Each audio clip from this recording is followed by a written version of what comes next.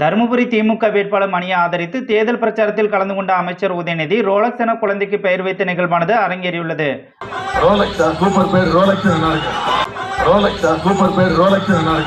அமைச்சர் உதயநிதி ரோலக்ஸ் என பெயர் வைத்ததற்கு பல தரப்பினரும் கேலி செய்தும் கிண்டடித்தும் பதிவிட்டு வருகின்றனர்.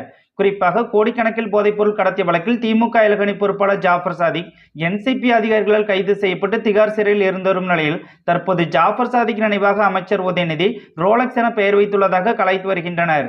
மேலும் ஜாஃபர் சாதிக் தொடர்புடைய 35 இடங்களில் அமலாக்கத்துறை சோதனை நடைபெற்று வருவது மட்டுமில்லாமல் அமைச்சர் உதயநிதி நண்பரும் திமுக மாவட்ட செயலாளருமான சிற்றரசு வீட்டில் அமலாக்கத்துறை சோதனை நடைபெற்று வருவதும் குறிப்பிடத்தக்கது. மேலும் தேர்தல் பிரச்சாரங்களில் கலந்து கொள்ளும் அமைச்சர் உதயநிதி தேர்தல் நடைபெறும் நாள் என்ன என்பது கூட தெரியாமல் மாற்றி மாற்றி உளறி வருவது குறித்தும் அமைச்சர் உதயநிதி கஞ்சா போதையில் இவ்வாறு உளறி வருவதாகவும் கலைத்து வருகின்றனர்.